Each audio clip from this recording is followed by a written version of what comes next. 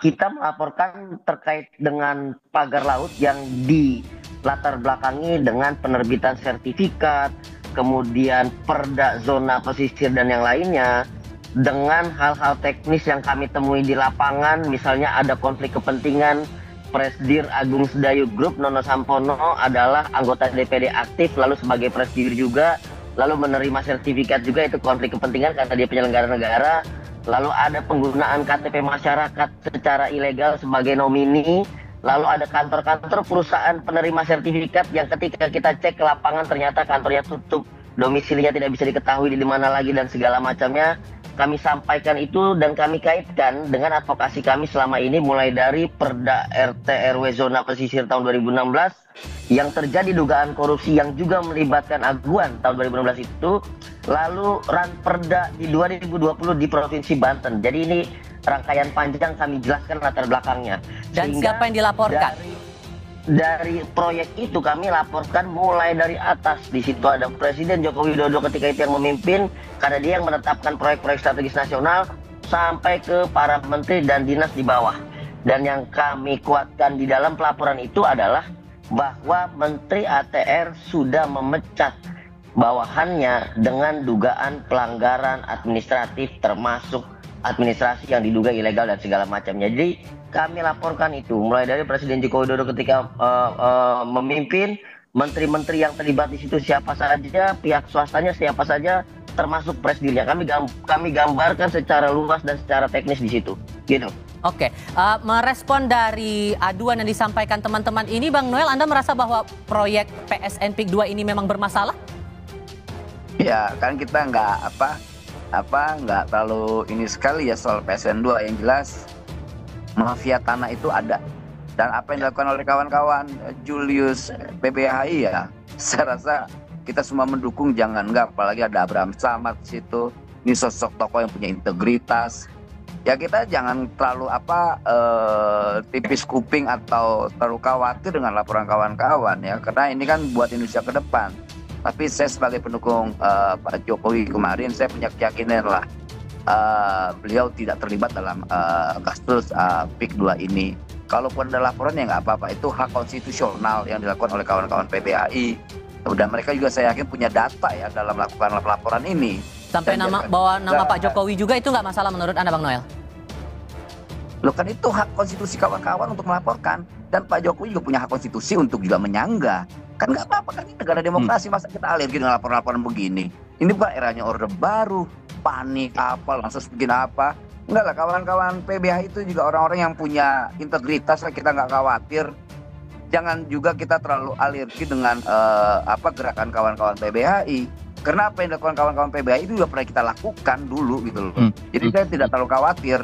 Jadi saya sebagai pendukung Pak Jokowi, saya punya keyakinan besar bahwa Pak Jokowi tidak terlibat. Kalaupun dilaporkan nggak apa-apa, kawan-kawan kan punya data.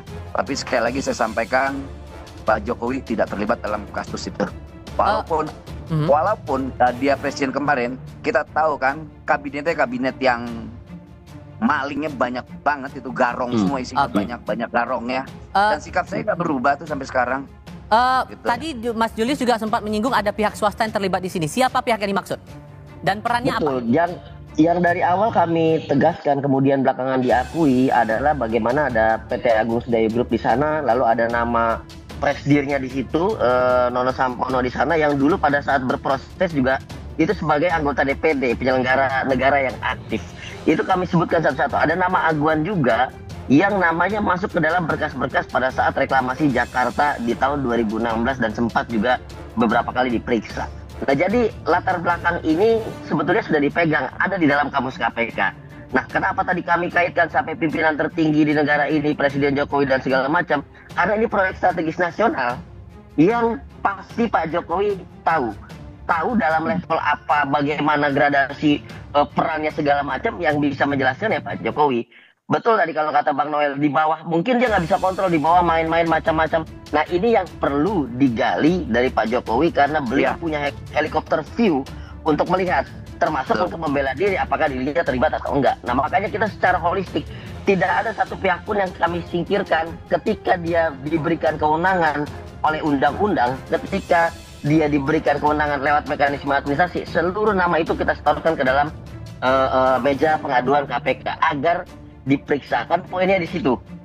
Sehingga nggak ada yang terlewat. Jangan juga dibilang oh hanya melaporkan sebagian, hanya ini yang diincar oleh kawan-kawan masyarakat sipil.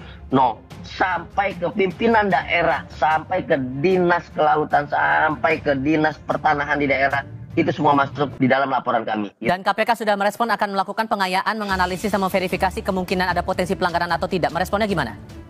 Ya jelas, tadi kami diterima oleh Mas Fitroh. Ini bukan orang baru. Beliau dulu juga penyidik, pernah jadi penuntut juga di sana. Dan beliau juga yang memegang kasus-kasus besar termasuk reklamasi Jakarta. Jadi beliau tahu latar belakangnya di zaman dahulu seperti apa, perkembangannya seperti apa, bahkan status Aguan ketika dulu diperiksa apakah saksi, apakah sudah tersangka. Ya. Beliau juga tahu, ada cekal juga beliau juga tahu. Jadi beliau memonitor ketat dan tadi didampingi oleh Pak Ibnu, dan di ujung acara diskusi kami, pengaduan kami diterima oleh Pak Setio yang baru saja rapat. Jadi mereka sudah memonitor itu secara detail. Dan pengaduan kami, dokumen yang kami sampaikan itu memperkaya apa yang telah ditelaah oleh KPK. Oke, Pak Hipnu, ini kan dugaan ada pelanggaran, dugaan korupsi dalam sebuah kebijakan yang dibuat. Terlebih Presiden punya kewenangan untuk mengeluarkan Perpres penetapan proyek strategis nasional. Mungkinkah terjadi suap untuk penetapan ataupun juga kebijakan ini? Ya, kalau kebijakan mungkin kita lihat ya. Tapi kalau kita lihat sebagai bentuk penertiban pembuatan sertifikat, dokumen, itu dimungkinkan. Karena kalau kita lihat kemarin kan pertanyaannya itu kan laut. Walaupun tadi di dalam suatu tagline Kompas ini kan dulu daratan. Nah disitulah nanti kalau bisa diambil saksi ahli tanah. Apakah dulu itu ada laut atau kan tanah, itu kan bisa kelihatan. Oleh karena itu kalau itu memang laut menurut keputusan Mahkamah Konstitusi tidak bisa dilakukan sertifikat, ya itu suatu bagian dari ketentuan yang melanggar hukum. Dengan demikian saya kira dokumen-dokumen yang dibuat oleh pejabat yang berwenang kemarin dibatalkan oleh Pak Menteri itu sebagai bukti awal. Karena dalam konteks ilmu hukum, bukti dokumen, bukti administratif, pelanggaran administratif tidak menghentikan perkara pidana. Dengan demikian, suatu yang gamblang sekali, makanya tadi Mas Julius bisa melihat, karena bicara dokumen, alur ceritanya bagaimana, siapa saja yang bertanda tangan, siapa saja yang merupakan disposisi akan terlihat. Demikian kan akan dilihat aktornya siapa, yang bertanggung siapa, adakah faktor suap, adakah penyalahgunaan kewenangan yang dilakukan, ketentuan yang melanggar. Ini suatu yang gamblang. Oleh karena itu Mas Tifal, kalau ini tiga-tiganya Polri juga melakukan penyelidikan, kejaksaan juga, KPK. Paling ini